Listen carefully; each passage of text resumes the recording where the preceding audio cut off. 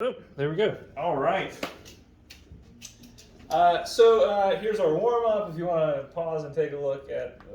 Okay, cool. So, anyways, today we're carrying on with our conversation on the fundamental theorem of calculus. Let's kind of pick up where we left off, because I think we were making some connections yesterday when we were looking at this problem, and I wanted to just throw a few more things out there when it comes to this problem, but let's just remember this notation, what it's saying.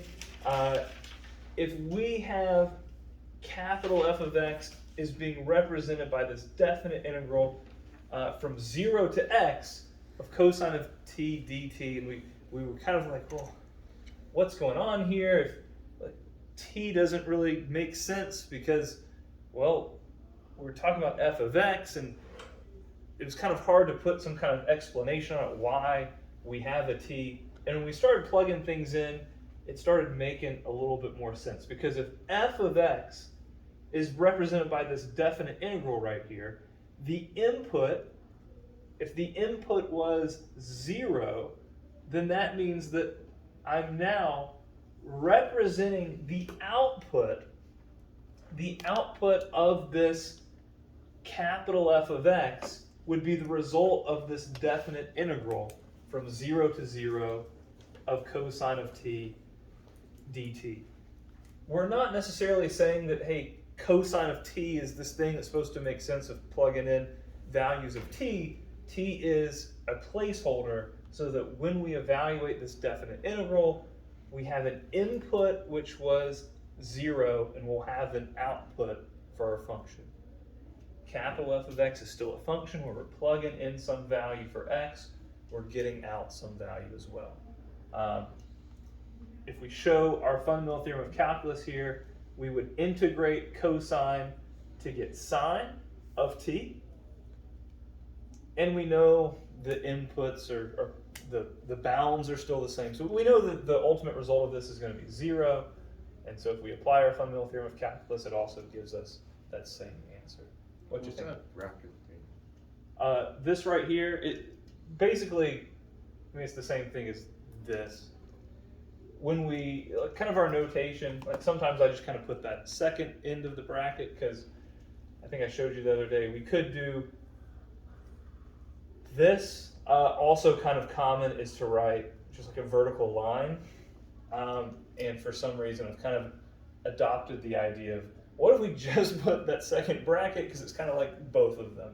So I like that idea. It's not like essentially you want some kind of symbol telling you, hey, I still need to evaluate this definite integral, or I need to apply the fundamental theorem of calculus. A vertical line is normal. I probably saw the one bracket somewhere, and that's where I've kind of. So if you see just one bracket, it's me just saying I still need to apply the fundamental theorem of calculus. So it's just sine 0 minus sine 0, right? Is that what you mean? Yeah. Evaluating the upper bound minus the lower bound. Yeah. It's like writing limit to every step until you actually find the limit, right? Yes. Yeah. Because if we don't put that right there, then we've kind of lost something along the way. We're saying all of that equals just sine of t, which is Right. just not right. Which wouldn't make any sense. Yeah. Gotcha. When we're doing that, so once we evaluate the integral, then do we do the bracket, or like if we're still like finding the integral, do we still do like this? Yeah, so until you integrate, you still want your integral symbol. The moment you do the antiderivative of your cosine of t, the integral symbol's gone, but the bounds are still important. Yeah. So essentially what we've just said is the input was 0 and the output is 0. This is what it took. The function has an operation, a part of it, that is our definite integral. So if we just kind of keep rolling with this, if we take a look at f of pi over 6, it's going to be our definite integral from 0 to pi over 6 cosine of t dt. Well, we know we will integrate cosine of t to get sine of t, just like before, and our upper and lower bounds we still have to do something with those. We're still looking for the area between the lower x value and the upper x value. And when we do that, we get sine of pi over 6 minus sine of 0 would be 1/2 minus 0. And so our input for capital F was pi over 6. The output was 1/2. This is our functions represented with that definite integral. Did you like memorize all like the sine stuff? It's like when you plug it in, you just know what it is. I mean, I visualize the unit circle every time. You know, the simpler the value, the quicker that's going to be for me. But I'm constantly thinking, okay, that's the small angle, it's the 30 degree. So I'm going to go over a lot and up a little. So that's over square root of 3 over 2 up 1/2. I'm constantly thinking about drawing out the unit circle. So, this is probably a silly question, but if we saw like the 2 pi over 12, is that just pi over 6? Yep. And we can evaluate it like it's pi over 6? Mhm. Oh, okay. Yep, agreed. So we could keep going with this. Obviously, it would keep playing out very similar. We're going to plug in some value. We're going to get out some value, and we're going to notice that we are we're getting well. Maybe we should do one more just to kind of establish some kind of short-term pattern.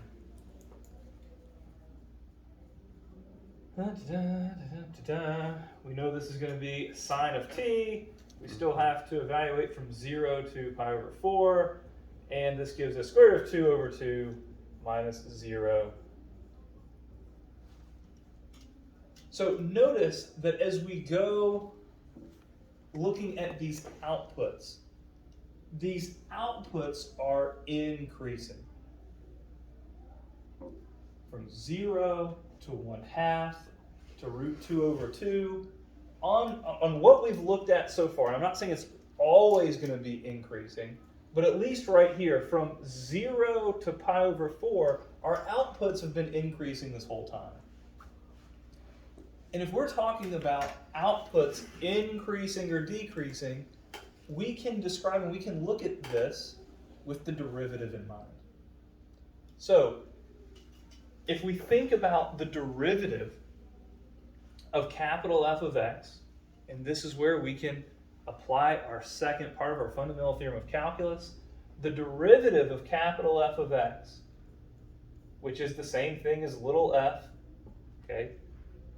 But just so we're thinking about this in terms of, the derivative of what we've been talking about, our second part of the fundamental theorem of calculus allows us to say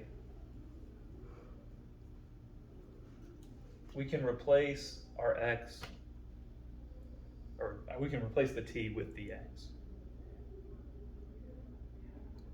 And that's it.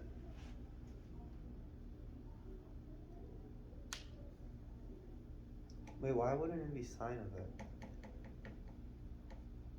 Okay, well, let's work it out. Capital F of x is the definite integral from 0 to x cosine of t dt. If I leave this as an x, I know we've seen it as specific values over and over again here, but if we leave it as an x, the antiderivative of cosine is sine. Oh no, wait, I meant like. Wait, what do you think I asked? Why isn't that sine? Yeah, okay, yeah, that's right. I'm still with you.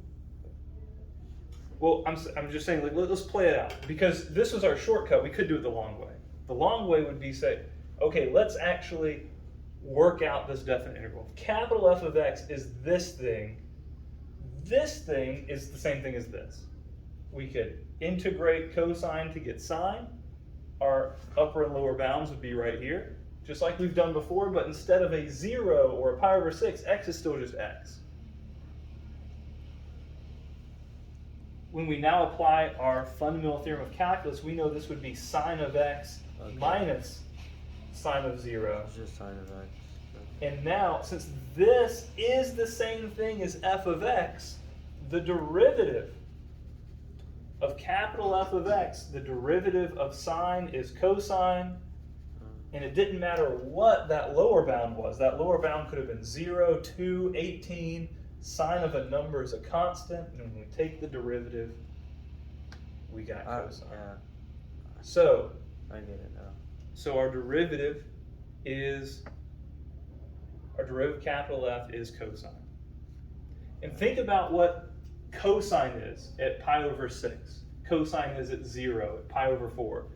Cosine, for all these values, gives us a positive answer, which we can see that playing out here because our slopes are positive. We're increasing these outputs. Yes, sir. Wait, so now you got me confused there. How do you go from sine x to cosine? Could you explain that again? Well, this is f of x.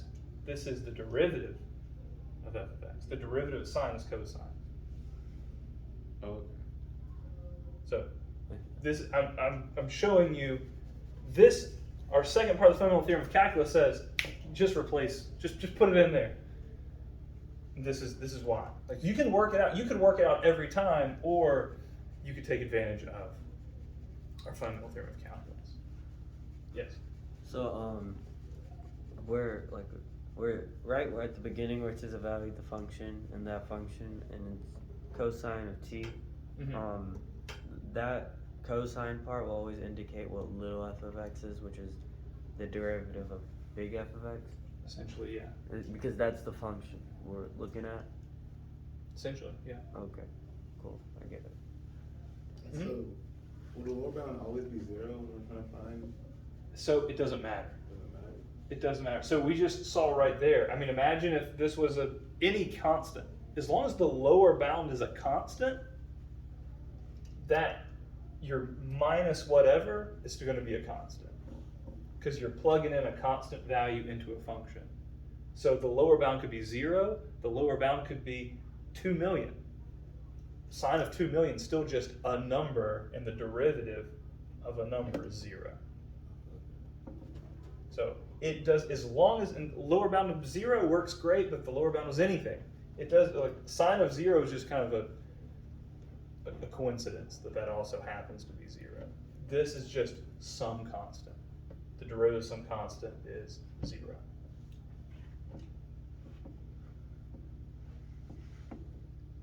Okay, let's just to investigate a little bit, not to, make anything too confusing. I just want you to see how the calculator can kind of interpret this. So like we said, this was that thing that we just were plugging in values for. This was a function, right? A function from 0 to x, cosine of t dt. So I plugged all this stuff into our calculator. And if you remember, when we worked this out, right? Like when we worked this out, when we did the fundamental theorem of calculus, this gave us sine of x minus sine of 0. Remember that? Because we just worked it out. We got sine of x. And what is sine of 0? 0. 0. So this is actually sine of x. It's just a weird way of representing it. Yeah. So let's see what this looks like as a graph. Here it is to begin with. This is that thing that we were just messing around with. Yeah, that's sine of x. Okay, it does. Hopefully, it looks like sine of x. Let's just confirm. Let's just graph it alongside it. Oh, okay. It just traced over. See how beautiful that was? It was so quick. All right. So I'm just going to get rid of that so we don't have too much going on. Mr. Walton. Yeah. Could you also explain what y and 1 is supposed to represent? It's just y. It's just a function, it's on It's just saying the first function. Like it's a way of letting us graph multiple functions, but just naming them different things. No, like the function, like the cosine t dt, what is that supposed to represent in a graph?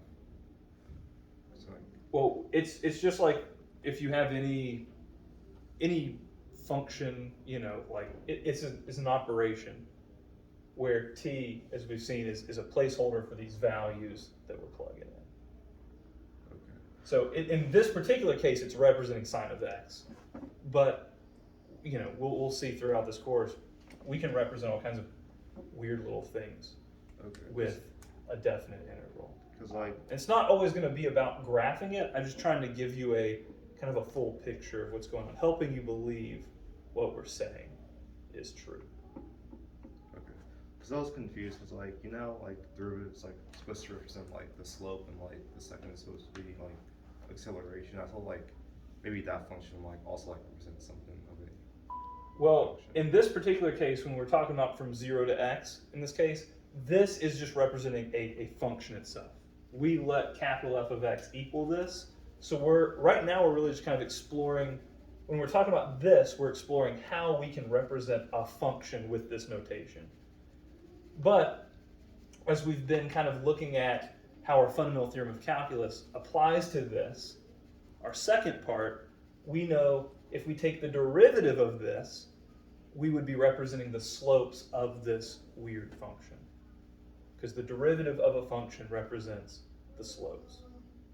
So if we do that, and we can make the calculator do this for us, we could go math derivative. We could take the derivative with respect to x. Remember, this is a function in terms of x. I'm going to take the derivative. I don't want to type this back in, so I'm going to go alpha trace, and I'm going to select y1.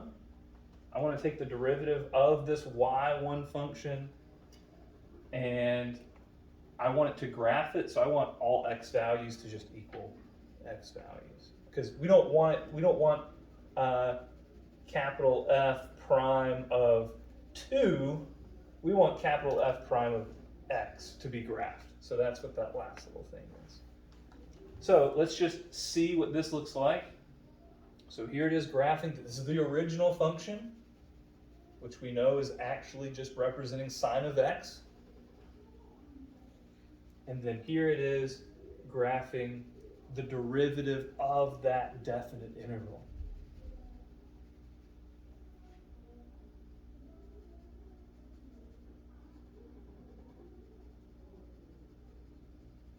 And what do we expect the derivative of that integral to be? 0. Oh, wait. We said capital F prime Equals cosine of it. is cosine of x. Because we could apply that fundamental theorem of calculus.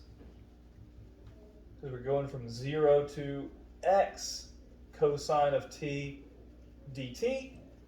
And we can just plop that x in there. It's magical. This hopefully looks like cosine of x to us. Let's just believe it. Let's graph it alongside. Where are you at? Cosine of x. Notice how the black completely just covered up the red.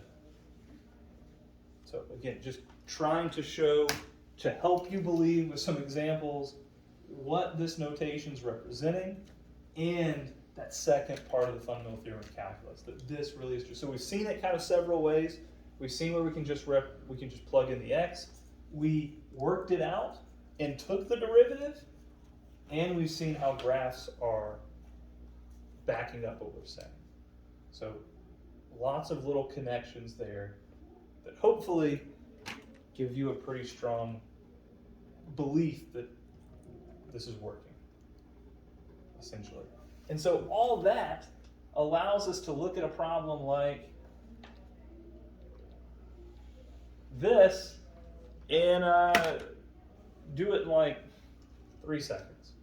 Because if we're trying to take the derivative of a definite integral where the lower bound is a constant, 0 pi e sine of 8, doesn't matter what the lower bound is, it's a constant.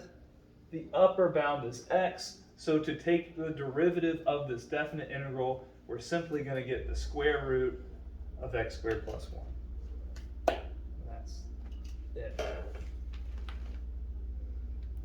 That is a powerful use of our relationship between our derivative and our integral. Gotcha, yes. Is there ever going to be a time where it's like flipped around, where the lower bound is x and the upper bound is constant? I'm confident that'll occur at some point. If you did have that, It's negative. Yeah, how do we want to handle this? Switch it and put a negative. Yeah, we can do that first. So we can flip them to their in the direction that we expect, and we can apply a negative because that's one of our properties of definite integrals. And so the result of this would be a negative square root of t squared plus 1. That is possible. Landon, yes? Wait, don't you just like take the derivative of like t squared plus 1 or something? That's not what our fundamental theorem of calculus says. And you're welcome to work it all the way out, because here's the thing. If you were to work this out, you would be integrating this, which you don't actually have the ability to do right now because we haven't dealt with integrals that are the chain rule. Oh, it's a different equation. It's part 2, right? This is part 2, yes. Okay. And so the thing is we could, and there will be a day where we could integrate something like this, and we could do all that work, and we could plug in the x, but then we're going to take the derivative, and we're just going to undo everything we just did to get this. Oh, sorry, look at that. I left a t in it. Don't do that. That's literally the only thing you have to do is replace the t with an x. That's the power. That's the power of it, yeah. So what does that tell us when we're like using that with a graph? So if this is the function, then you know this is the derivative, and so this is representing the slopes at any moment. So Basically, like proving that exists or something like that. not necessarily. So what we have right here is the ability to say, okay, at x equals 1, the slope of this function right here that I circle, this function represented by the definite integral, the slope is a negative square root of 2. Because this is the derivative. It's telling us the slopes at every moment, and this function is just represented by this crazy definite integral. So we still have that relationship that when we take a derivative, it's giving us the slopes. We just have a situation where our function is represented in a new way. That's what this is doing for us. And the ways that they ask stuff about this on the AP exam will be like it gives them the ability to give you strange pieces of information and you to put it in a way that you can do stuff with it. Like they might give you some crazy thing like this and ask you for, well, you know, if f of x is represented by this definite integral, they might say, well, what is f prime of 3? And well, we took the derivative and now we plug in 3 and we got our derivative. Instead of having to do all that integration, then take the derivative, then plug in 3, we can apply our fundamental theorem of calculus, we can find the slope of that function at 3. There'll also be situations where they relate it to a graph, and we can apply our integral, and we'll see stuff like that. But there's going to be a lot of times where we're going to want this instant. It is a beautiful connection that we're able to use. So I'd like you to take a look at these two right here, multi-choicers that should not be very difficult. Take advantage of what you know.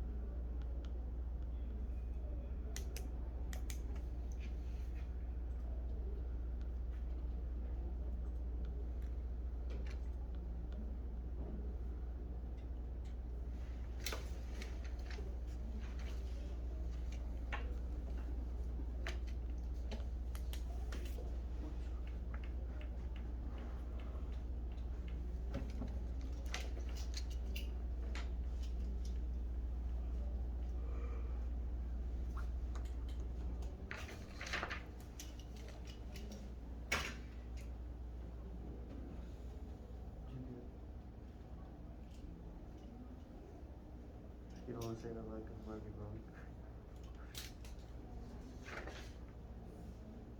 I agree.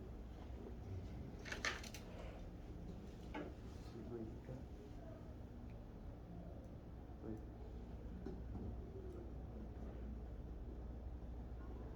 This is time. You know, so I don't know anything about hands. Okay, yeah. And what? Okay, it's like this. It's not like, Oh, it's like this. like this. All right, taking a look at these. The first one, and if you ever get a problem like that, you should just be so thankful. Kachi, what'd you get for 1? E, I agree. We're taking the derivative of our definite integral from a constant, doesn't matter what that constant is, to x. And so yes, we're able to just plug it in there because the derivative undoes that integral. That's what that second part of the fundamental theorem of calculus is letting us know. And on the second one, well, it took a little bit more thought, but we know capital F prime will be 2x squared minus 3x plus 1, and we're looking for f prime of 3. Landon, what'd you get for that one? 10? 10. 10's what I got. Wait, I'm confused now. Wait, is this part 1 or part 2 of the fundamental theorem? This is a direct application of part 2. How come there's no dx in the front? Or d over dx? Well, that's F implied prime. if you're finding the derivative. D over dx is their operation that gives us h prime. So if one of the so for like b and a for the squiggly thing, the f or whatever. So for part 1, if one of them's a constant, would it still be 0, or like would be like not equal? Talking about part 1 of the fundamental theorem of calculus, or question 1? Part I mean, our bounds could be anything. 1. Okay. Positive, negative, 0, constants. And now we're seeing that our bounds really could be variables as well. And the first part of the fundamental theorem of calculus still applies, but if we apply it and then we take the derivative, it just gets us here anyways. So this is essentially a fundamental shortcut for us. Okay. And with that comes some kind of interesting kind of situations we could get into. Let's look at this one. Ooh. All right, I'll write that bigger just in case it's hard to see. We've got capital F of x is represented by our definite integral from pi over 2, which is just a constant. That's not like, that's fine, to x cubed.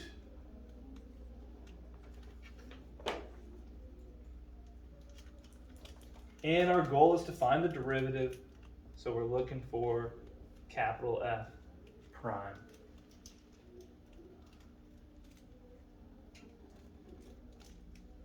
So obviously this is different.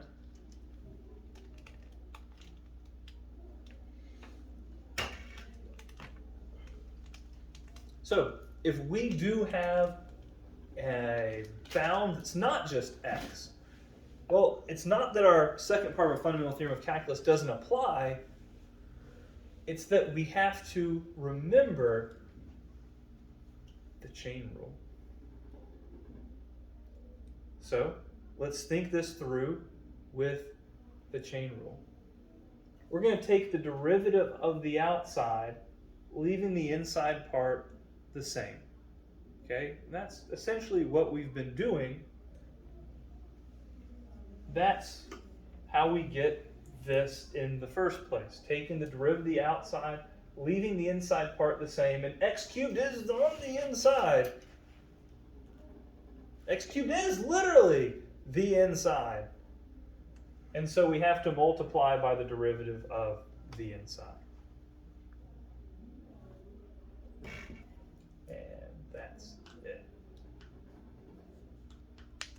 So we're applying our chain rule. And I don't want you to ever just take me at my word there. If we work this out, we could work it out the long way. There's nothing wrong with working it out the long way, except for I don't want you to work out the long way because that's going to take too much time. I want you to believe it, so let me work it out the long way for you right here so you never have to do it again, and you can trust the fundamental theorem of calculus, and you can trust the chain rule. So if we do work this out, we know the derivative, sorry, not derivative, the integral. If we integrate cosine, we get sine of t, but it's a definite integral, so we have a lower bound, we have an upper bound. If I now apply my first part of the fundamental theorem of calculus, I get sine of x cubed minus sine of pi over 2. And now, if I take the derivative to get capital F prime, well, the derivative of sine of x cubed gives me cosine, that is not the bell, we still got 10 minutes.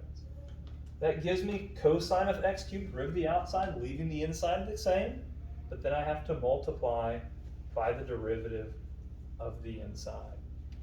Of course, this is just a constant, and so when I take the derivative of that constant, I get 0. The fundamental theorem of calculus, along with our chain rule, is what we can use right here.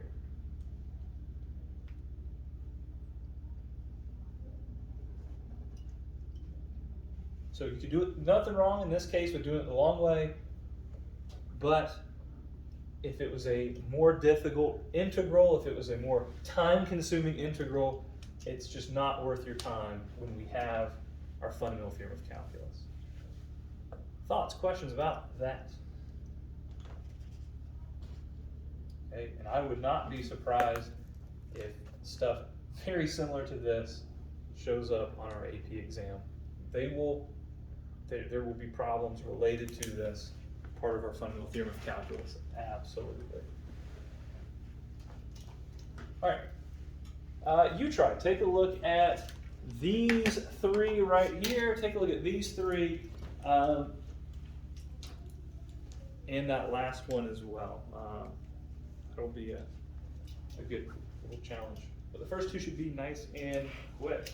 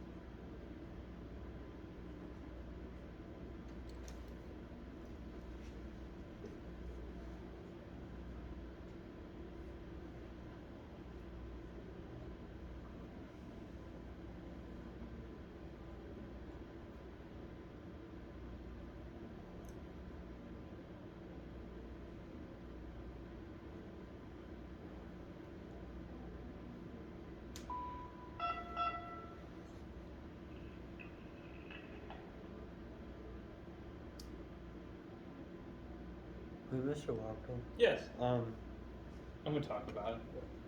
Oh, okay, never mind then. So for this last situation,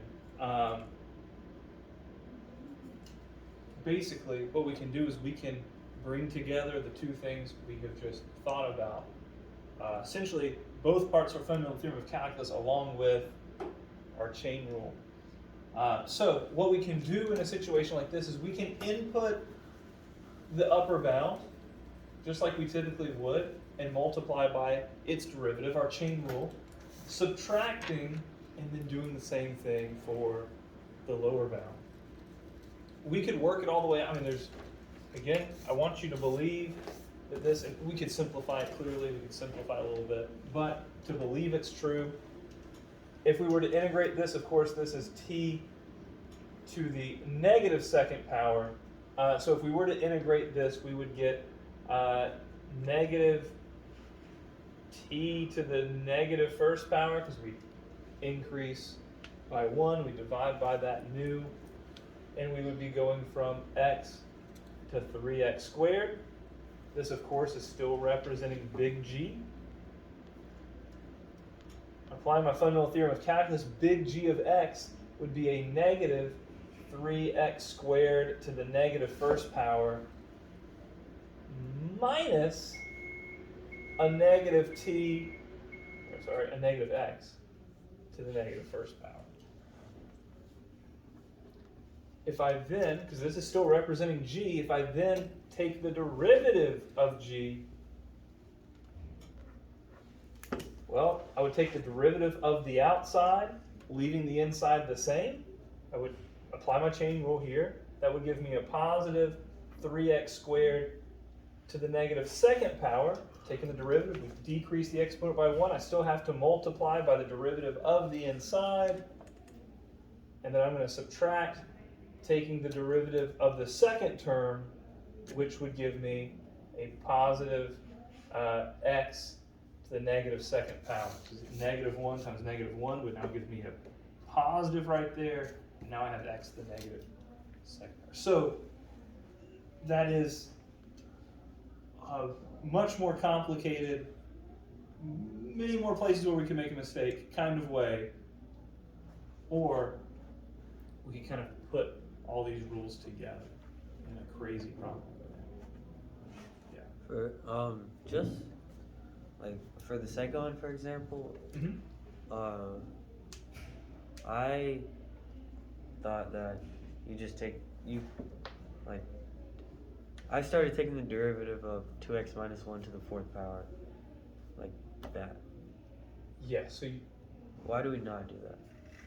Like, well, because the integral of this would be t to the fifth power yeah. divided by 5. And then when you take the derivative, it gets you back to the thing to the fourth power. So you would be taking the derivative without first integrating. Okay. But our derivative is undoing that integral, allowing you to just throw it in there and apply our chain rule. Okay. So that is one that we could work out long ways like this one to prove it to yourself. But if you're taking the derivative after you've plugged that in there, then you're doing more than what you need to, and it's misunderstanding how our relationships work here. Okay. For the third part, Yeah. could you explain how you went from the last part, like negative parentheses negative x to the negative 1 power to minus x and negative? Yeah, so I just left this negative out here, and negative x to negative first power, taking the derivative, bring the exponent to the front, which made it positive, and then I decreased the exponent by 1. Oh, okay. Yeah. Is it because it's it'll be like 1 over parentheses negative x to the second power, so that would just be positive x to the second power? Because like it's parentheses negative x. So Parentheses negative, so you could see this as plus x to the negative first power. And then we take the derivative, we would have a negative x to the negative second. And that's what I wrote. So you could simplify that first, but I was trying to not simplify to just not have to worry about it. Because ultimately, we don't want to do this method. This works, but it was really only even attainable because this integral was somewhat easy. You want to be able to just apply your fundamental theorem of calculus in this weird way. And that's about as weird as it gets, to be honest.